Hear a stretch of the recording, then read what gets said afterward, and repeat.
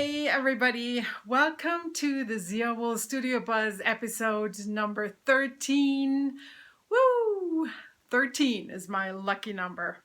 Got married on a Friday the 13th, actually yesterday 20 years ago, and our first baby was born on the 13th, so I guess there's a lot of good stuff happening on the 13th. Let's see what this episode brings. This is a podcast about knitting, spinning, and all the beautiful things that you can make with wool and with yarn. My name is Doug, and I am coming to you from beautiful Albuquerque in New Mexico, where I live with my family and our 2 cats. I have been busy in the past 10 days, and one of the highlights actually was a trip with 63 knitters on the train to Winslow, Arizona. We stayed in a beautiful hotel, spent 2 nights there, had a full day there, and it was just really wonderful. We left on last Friday, got there in the evening, and spent all day Saturday there, had a great dinner at the wonderful restaurant there in our hotel, the La Posada, and then went back early on Sunday morning, and it was my first knitting retreat, which I never consciously realized. It's just because I've been to many fiber festivals that I have been in situations where I have been surrounded by people who work with the same stuff. I mean, with yarn, with quilts, whatever it is, but to really focus on that making aspect of what we love, that was a different story, and it was just nice. So we went in, we had that whole compartment of the train for us, and you could walk around and everybody was knitting, and it was so nice to see all the beautiful things people had brought and were working on. Some people were new knitters, some were more experienced, and so it's kind of like a wide variety of knowledge and interest, and that was just made for a beautiful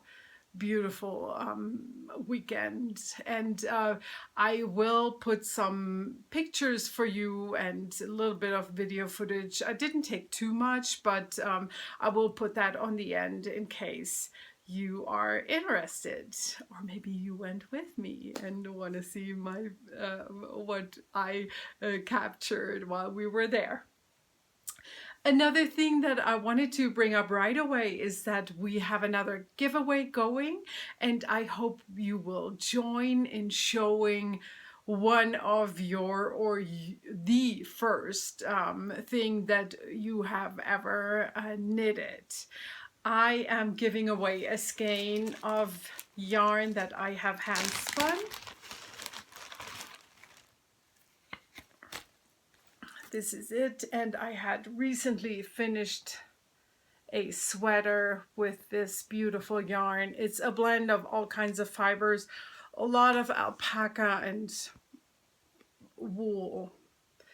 It doesn't say because it's something that is left on the carders of the mill, and this comes from Yampa Valley Fiber Works in Colorado, and they have this as a standard, I believe, and you just never, if you're interested in getting the fiber, you just never quite know what you're going to get, because it's always depends on what they have been processing. So this is all kinds of browns and grays with hints of purple, and like I said, you can win this, and the hashtag is ZiaWoolz Show Me Your First, and you can enter by posting a picture of one of your early knits in the Ravelry group, in the ZiaWoolz Ravelry group. Please join the group also to be eligible to win this, but you can also post a picture on Instagram. Just remember, don't forget the hashtag ZiaWoolz Show Me Your First. And as a refresher, I brought you my first, and since I showed you this guy, our cat laid on it, Ike, and he has fussed this thing up, seriously. This guy was called Kasperle, and I swear throughout all my childhood, he was in my bed and I loved him. It's hard to understand, but I did. So enter the giveaway. Oh yes, this will go all through the month of February. I will end at the end of the month.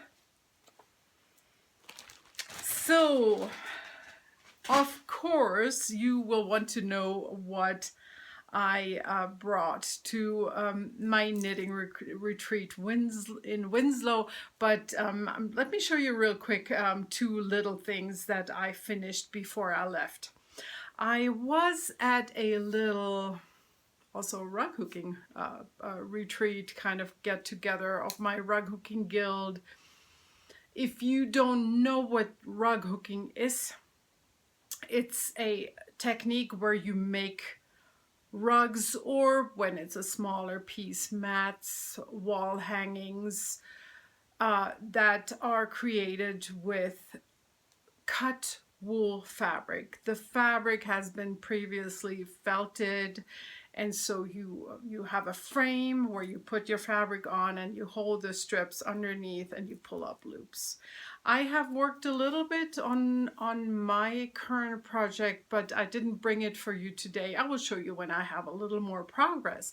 But I've made something that I want to use with my rug hooking, and it's one of those little snippet bowls, because when you're hooking you have little strips sticking out on the top that will be cut off, and if you hook for an hour or so, there's a little bit of snips that you accumulate.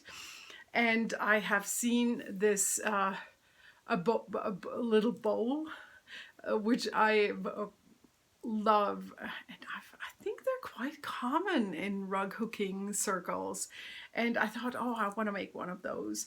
So what I did, I grabbed some hand spun and some DPNs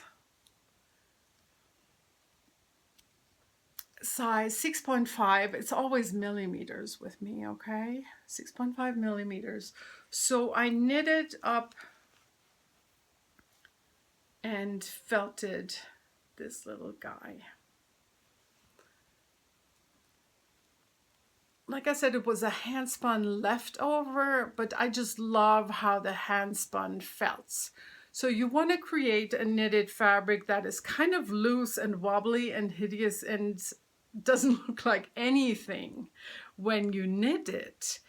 But then when you throw it in the washing machine, and I did that with jeans, a little bit of a higher temperature, then it kind of all shrinks together nicely. And so, but to finally show you my end result, this is the bowl. So your little fabric snippets, this is where they go in. I had to have it drying in this beautiful ball shape. I stuffed it with plastic bags before I threw it in the dryer. And there is no pattern for this. What I did was that I created a little square, and then I picked up, so I ended up on one side, then I picked up stitches all the way around with my other DPNs.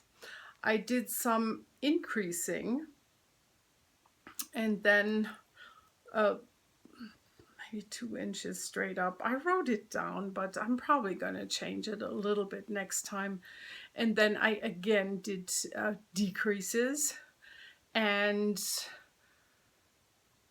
in the end I knitted straight for another few rounds, and I crocheted that edge down here.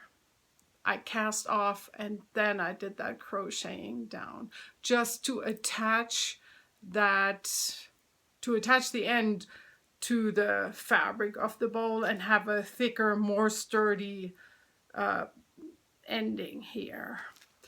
What I don't like so much is that these are so lightweight that I don't know how practical that's going to be when you actually really use it. But I just don't know. I was thinking that if I change the shape a little bit, starting with a bigger surface and then going straight up before I decrease and come together, because the little opening is kind of nice, because then nothing comes out unless you want to, you know, get it out to clean it out. But if I start with a larger bottom, then maybe I could do that even with 2 layers, and then put some kind of a flat rock in there to weigh it down a little more. I'll see. I will let you know how this works. But these are always just so pretty when you felt them, especially with that hand spun, because you get all the variations that kind of melt together. I love it. And of course, which I have not done, these, since it's felted, there's no need to weave in the ends. So these I'm just going to cut off. And I had kept my little project in one of my bags. This is a small one. It was just a leftover piece of fabric that I wanted to use up. It's not even big enough, quite big enough to hold a pair of socks, but for something like this, it's just right. So another thing that I have finished was a hat for a baby. And one of my nieces was expecting, and they did not find out the gender of the baby. So when I found out that it was, when I got the news that it was born and it's a baby, so I went through it's a baby boy, and then I went through my yarns and I looked at patterns and made a little hat. And this is a pattern which is not super popular in America, or maybe not as well known as it is in Europe. I think many people in Germany or European countries in general know this hat style. And the thing is that it just sits nicely in the face, and then it goes down here over the ears. So my kids had several of these when they were little. My mom made them. She had a different pattern. This was one that I had that came in a little pamphlet that was with a magazine from many, many years ago. So I doubt you can find it. But if you like the shape and you do want to make something similar to this, as far as I remember, I have something in my queue on Ravelry that is very similar to this. And I am paper tag on Ravelry. So the yarn that I have used is this. I have another skein of it. I had some left over, and this is a Louisa Harding. Where are my glasses? I believe it's 50 merino and 50 silk. Yep, that's what it is. These are 50-gram hanks, 110 yards. And well, the funny thing was that, well, to tell you the whole truth, that the story is kind of, it's a little bit silly. Well, you know the things I knit. I knit kind of everything, small, big, whatever comes along. So then I thought, because Mom had made these for the baby, and I thought, well, they're kind of a little bit girlish with the pink and the purple. I thought maybe they don't like that. Let's see, and since I have the other skein, let's make a pair of booties. Went and looked for it, and I did have indeed a printed copy of this original pattern. Very old, from a magazine that Mom used to own. I don't even think she still has the magazine, but because she has the pattern in her head. But as you can see, this it has this, I don't even know, what are these called? This ridge out here where you knit a few rounds and then you pick up the stitches to pull together and have this, can't think of the word. You're probably screaming at me, right? Well, long story short, so I wanted to make these. I had the pattern. I had the booty already knitted to out here. I was knitting the stitches together without picking up at first. I mean, right away going into the knit stitch into one of the loops a few rows down, and that was kind of fine to see. But, and I mean, this is the one that my mom made, right? I'm just using this for a demo. So I come to the end of the row and I have 3 stitches without a partner. So I was not finished with my live stitches, but I was at the end of that row that I was picking up from. Okay. I thought I'd breathe deep. Let's try this again. This time, let's just take the time and pick up the stitches before I knit together. And I did that, and guess what? The same thing happened again. I do not know what I'm doing wrong. Mom's not here anymore to help me. So what do? You rip it and leave the booties to Mom. So I don't know. I have to do the math because the baby was just born. So I wonder if I take the yarn to Germany, maybe Mom can make a matching pair of booties if he's not already going to be too big, but definitely he's going to have that hat outgrown by then. I will have to ship this right now because this is really kind of the smallest size. Okay, that's the baby hat. Then, of course, I want to make something bigger also because my niece is really a person who loves hand knits, and I have made her a few other things for her other 2 kids, and it's just fun to knit for babies. I'm sure you agree. So I thought what to do, and I was digging through yarns, and all of a sudden I came across a yarn that I hadn't even had on my radar, but I have a quite substantial amount of it and more, as you will see in a second. And it is Debbie Bliss Alpaca Silk DK. It's just a beautiful yarn with that feels super, super soft, and wow, does that mean it's machine washable? I can't hardly imagine.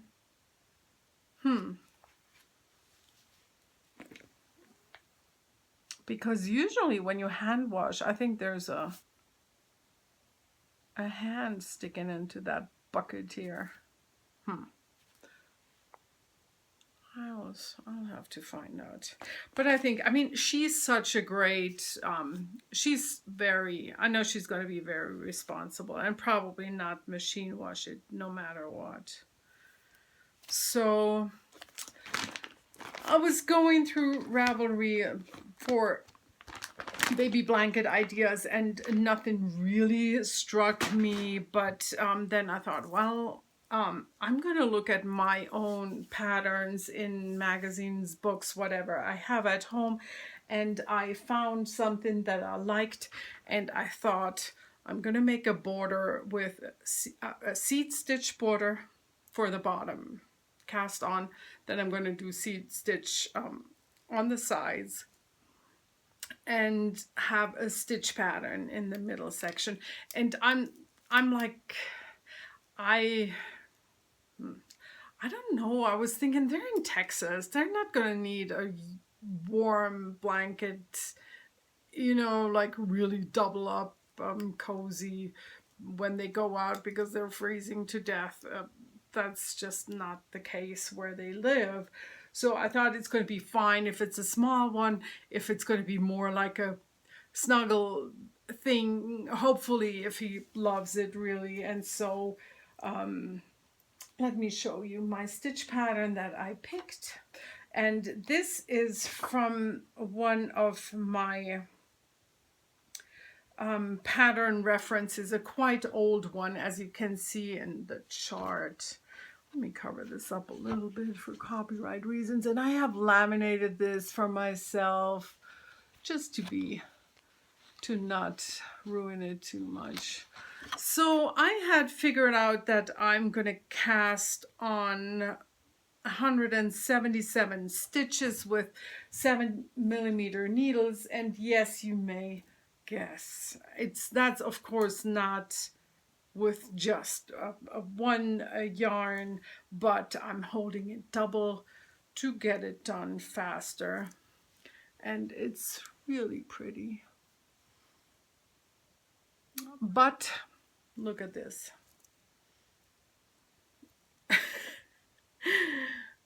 I am currently, I think I had one ball of yarn that was started, and this is that was a complete ball of yarn, and this is a new one that replaced the one that I didn't have a full skein of. But look at it, it's going to be way bigger than I wanted. And even though I have a lot of yarn, this is not good. I'm not gonna have enough yarn for this, so I'm gonna frog it. But I wanted to show you before I do that, and actually I will take it off the needle now, and that way you can see with me what I'm talking about. Oh my god, look at that. Oh, this is crazy.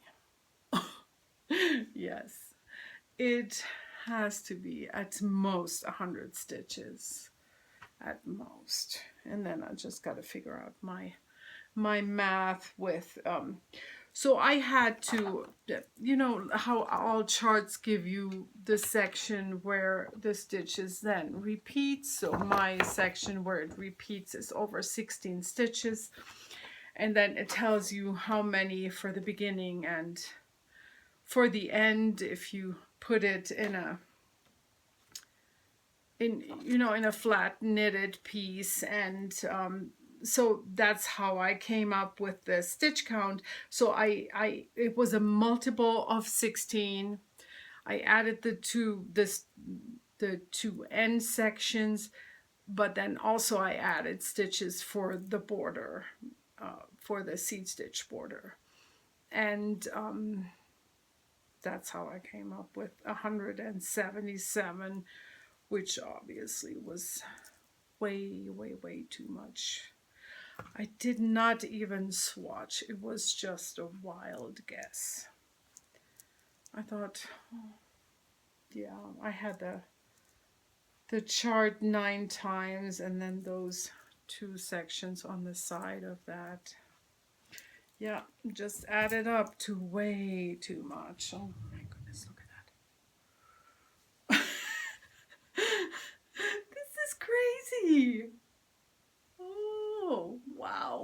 was I thinking? I can't believe I even knitted that far. Wow. Okay. Half is going to be what I was shooting for size wise. Maybe a little more. Well, I'll tell you next time. What I decided. Oh, I completely forgot one thing that I mentioned about Winslow, about the weekend getaway. We had a few classes, and they were all mini classes. So all the participants of the trip were asked if they wanted, or at least the ones that were a little bit more experienced knitters, they were asked if they wanted to teach a mini class. So mini class means just about an hour, and the cost was $10 per person cash at the when the class takes place. So I didn't want to teach. I also did not want to take a class until all of a sudden I saw that my friend Aza, who's this amazing, talented knitter who works almost exclusively on Orenburg lace shawls, and she was going to teach an introduction to Orenburg lace shawls. So, and I did. So I took her class, which was fascinating, and it gave you a lot of, or a little bit of basic information, and then we started our own lace shawl. She was thinking that possibly we could get started and then make a long, skinny shawl. I was not so sure what yarn to bring, and so I brought a German Lana Grossa lace yarn, and I did start a little something which I will eventually not really use. It was just, I guess, a good yarn to practice, and here's what I did. My first little Orenburg lace piece. And there are so many of the shawls that are worked as large squares, and I don't even see myself ever knitting one of those, but well, who knows what's going to happen in the future. But I have a beautiful lace yarn that I have dyed up myself that I set aside for a very long time, and I don't know, I keep thinking about that, and I'm thinking, oh, that would be so perfect for this because it has only subtle variations, and would be probably great for a shawl like that. And I do have a book that I remembered that I had purchased, oops, that had my old address on it, my very, very, very first, my very first house here in America, ours, of course. Yes, and the book, the nice thing is, and that's also maybe something that I'm going to do, they have these nice little samples that you can actually work just if you want to dabble and see how you like it. And I do not know if the book is still available, but it would teach you how you approach these shapes, because for one, you never purl. The back rows are always knitted, and you work, and I don't think I'm giving away too much. You always start with the lace, like say you want to make this shape, you would start with the lace this way, and then you pick up stitches along this edge, and you work the two corners. And the order, don't even ask me, because obviously I didn't get that far. FedEx. And so And then you knit up the body and the two lace edges on the side all at the same time. And in the end, you finish by going across. Yeah, I don't know how all that is done, but wow, some of those shawls that I saw, Asa, my friend who taught that class, what she brought and showed us, so gorgeous. And that was a lady who was wearing one huge piece. She had it doubled up and closed with a pin. It was so beautiful and amazing. Wow. I have very much respect for the people who make something like this. So that was my little Orenburg lace sample from my class. And again, since I'm talking about Winslow, of course, you may have guessed it. I showed you the yarn last time, and I have started my Winslow or bust socks. And I honestly, on the train, I waited until the train left the station from Albuquerque when we first took off on Friday before I cast on my socks. And this is where they are right now.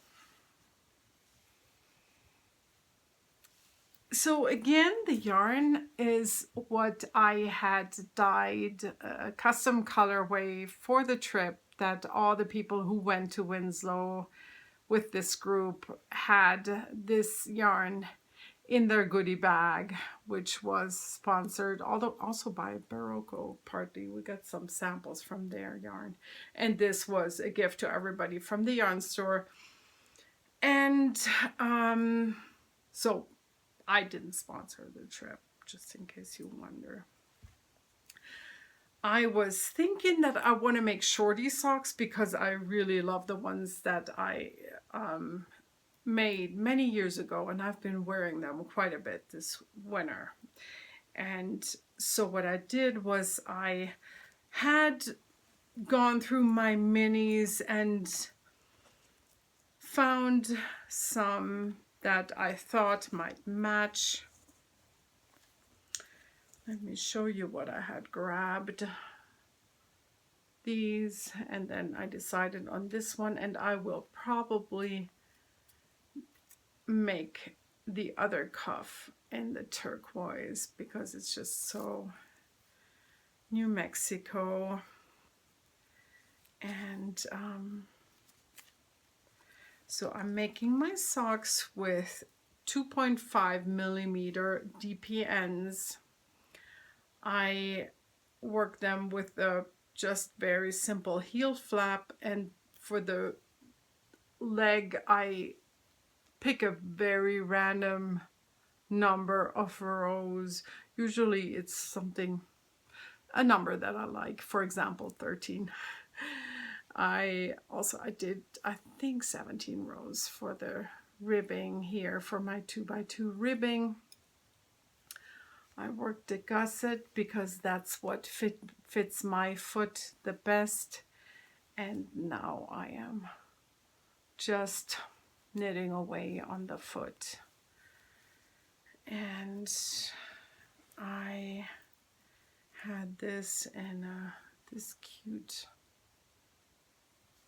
needle minder, cozy, whatever, which is, it was gifted to me by a friend, and she is in Maryland. No, she's in Virginia. I lied. And this is the company. I think she picked it up at a festival, but I haven't even looked up this person, so I'm not sure if they sell online. Could be. So those are my Winslow or bust socks. Really fun. And Thank you to everybody who said such nice things about the yarn on the trip. I'm glad everybody liked it so much.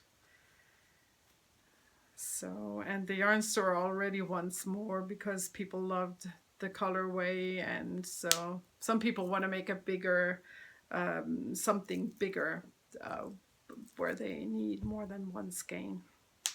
So I'm going to have to be dyeing up more soon. So those were my Winslow or bust socks. Then I have, oh yes, before I left for the trip, I had to make a large sweater bag for this guy. As you can see, there are no sleeves, and this is the bag that I created.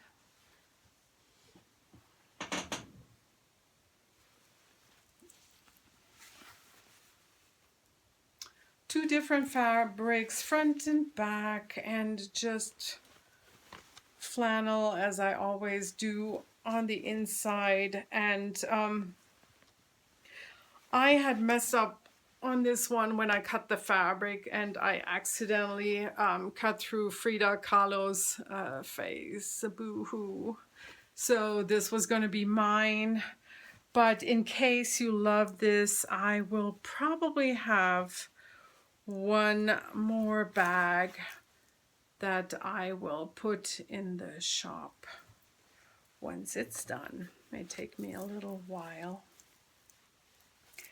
And just so you know again about my bags, they are not interfaced. They have a handle that usually has some velvet ribbon on the inside. And of course the zipper closure, and if I remember, I put my label on there. Totally washed out. There you go. ZiaWoolz. But they're also called dag bags. That was made up by Amy, thank you for that. And so, at least on the packaging, I put the dag bag. So, oh, yes, let me just show this since I showed you the packaging. I have, these are some that will go in the shop. This is my shawl size. Simple grungy orange on the back, and oh, these are one exception to my standard flannel, where I use some orange spider web fabric.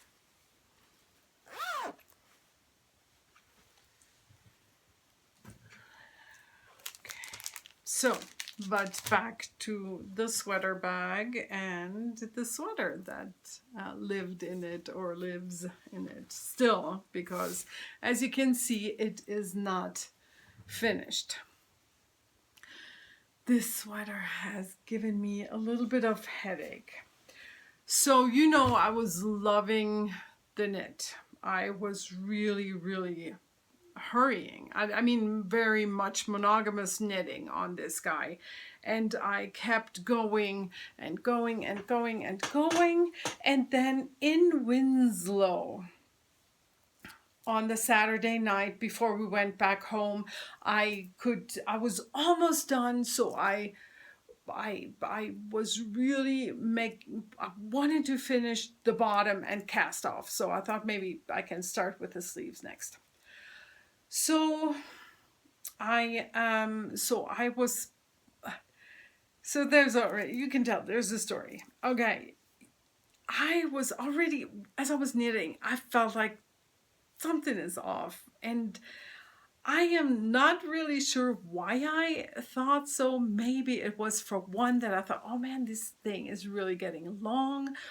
And also maybe the rounds were getting too little. And so I cast off, I think it was in the evening, like 9 o'clock or so, I I right there in that beautiful living area of the hotel where all the knitters sat and worked on whatever they were doing, I put it on. There was a large mirror and it looked terrible.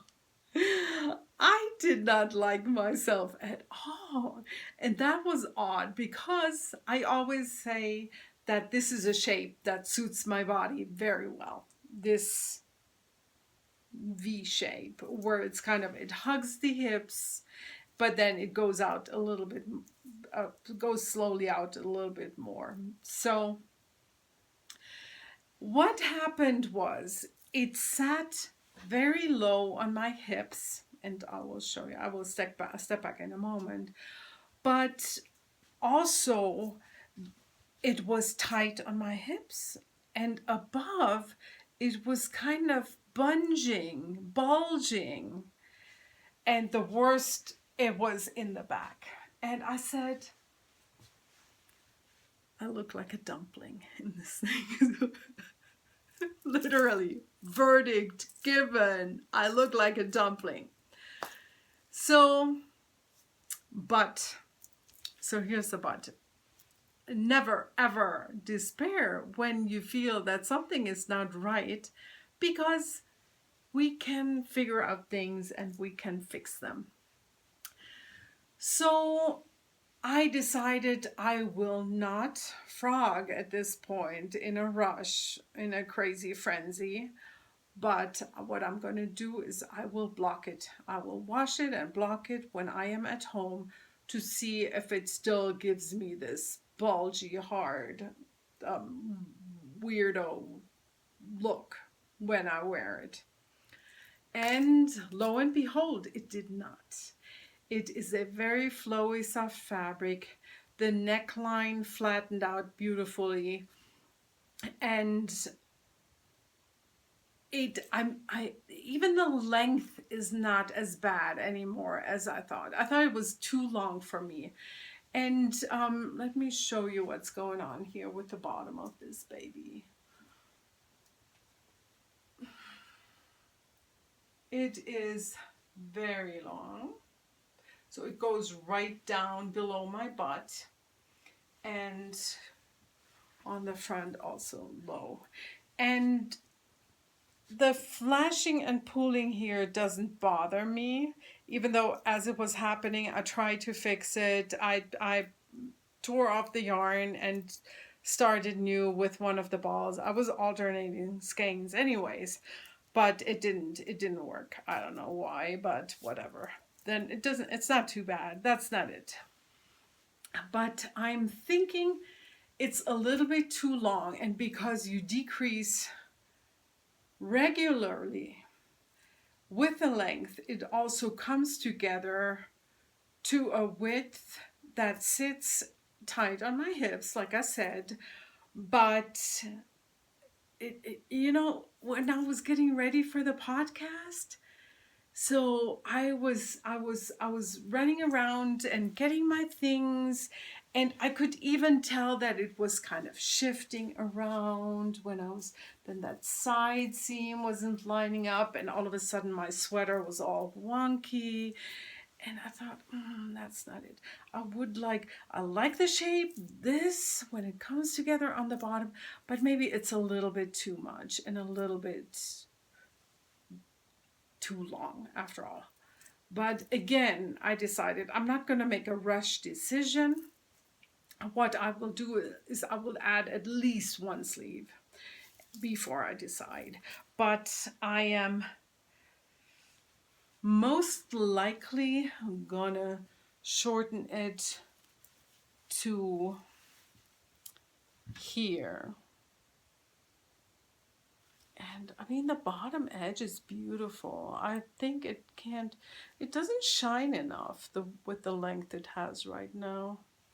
And by the way, this is where I was when I showed you the sweater last time. So that's the story of the pink sweater. Now you know it all. And yeah. yeah, I'm not sure if I'm going to change something about the neckline, but I just haven't decided yet. So that was the pink sweater. What else? I have brought you not new yarn, but some books. So I told you that for the baby blanket, I was already going through some pattern literature that I have, and they're kind of smaller things, magazines and stuff, nothing too extensive, but that brought me to kind of look for more books, and I finally kind of bought not just one, but I bought 3 books. This first one is by Wendy Bernard, and it has a lot of pages. It's spiral bound, and I really like it. What was important for me was that there are charts in the book, and while I like this setup, overall I don't have too many patterns that where I really say, oh, this is awesome, I want to do this. But still, I mean, it's a great reference. So I marked a few already. Then I picked up some more at the yarn store yesterday, and again I went for the ones with charts. Knit Stitch Dictionary by Debbie Tomkes. And this one, I haven't even had the time to thoroughly go through them. I looked at them at the yarn store, and before I decided, and this is the other one. And as far as I saw, there are 4 Barbara Walker treasuries of knitting patterns, but this is the only one that's charted, and I just have to have my charts. So I'm gonna have some fun with these in the future. We are coming to the end of this podcast, and I do have one more thing that I have to show to everybody, with the exception of one person, and I will tell you right now to turn off, and I'm going to say my goodbyes to you, Debbie, in San Diego of Periscoping Sisters. Debbie, if you safely want to move forward and look at my little bit of footage of the Winslow trip, you can do that, but do not peek, okay? Okay, go away, because I will be talking about this, what I'm working on, but you are not supposed to know what it is. Okay, goodbye, Debbie.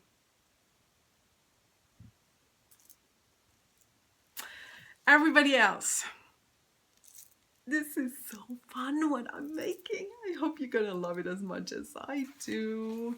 It's something that I also brought on the trip, and suitably I have it in a bag that Debbie made for me when we did a little mini skein swatch. And so her birthday is coming up, and I wanted to make her a present, and I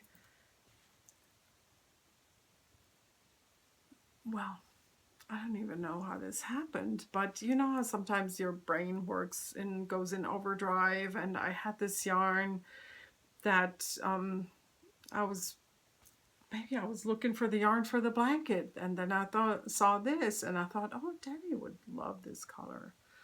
And this is a hand spun. It is a blend of merino, alpaca, and silk by a lady who lives in New Mexico in Las Cruces. And I had bought the fiber from her last time at Fiber Arts Fiesta here in Albuquerque. Very talented woman. And so the yarn I had already spun, and then I thought this would make a pair of gorgeous fingerless mitts. But I didn't want to do them just the simple kind that I do when I sell these, but I thought I want to make a fancy pattern. So I picked a pattern from one of my books before I got the new ones, and I am done except for the thumb with one of the mitts, and I could not be more happy with how these turned out. This one turned out, and I will put it on and show you.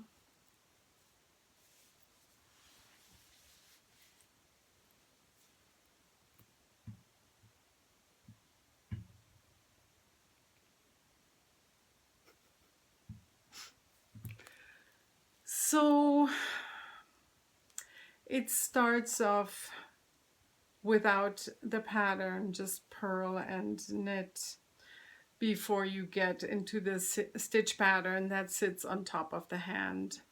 The thumb is still quite large right now, the opening, and then it will be once I work on this, the size will be adjusted and kind of by decreasing stitches. So this makes me so happy. I have the second one started, and I'm going to be a good girl and keep working on this monogamously. Oh, here you see how I started this, because I wanted a longer cuff, but I felt like it didn't need the patterning right away. And on this one, I have just started the thumb gusset. So this will be a birthday present for Debbie. And but what's also very exciting is that I have decided I want to publish this as a pattern, and which brings me to an upcoming something special that's going to happen, because I will probably not have as much time to do things like this, like writing up a pattern, even though I'm working on the notes quite thoroughly, writing down what I do, but to actually sit down and do it in the right way, in a good format, that's going to have to wait a little bit, because my dear friend Doris is going to come and visit us. It was kind of like a spur of the moment decision that she made a few weeks ago. She had a sabbatical and was traveling with her husband. They went to Eastern Europe and all the way to Turkey, but couldn't finish their trip by going all the way to India as they had originally planned. So they had to come. They came back early, and to do something fun with the time she still had left off from work, she decided to come and visit us here in Albuquerque, and she's going to stay with us for 3 weeks. So I am sure that she will hopefully, I'm just saying, I'm sure, I'm hoping she's going to join me on the podcast next time, because next week she's going to arrive. So I think now I'm really done. I've told you everything I wanted to tell you. I have all the knits, all the finished things, and everything that's going to happen soon. And Stay tuned if you're interested about interested in the little bit of footage about the Winslow trip. And if you are not, well, no matter what, I'm going to say my goodbyes now. Thank you so much for watching, and I hope you all are gonna be well and doing something fun until next time. And happy Valentine's Day to all of you. I hope you have a lot of love in your lives by your pets, your family, your friends, and the close to your heart loved one. And I will see you again in about 2 weeks. Bye bye.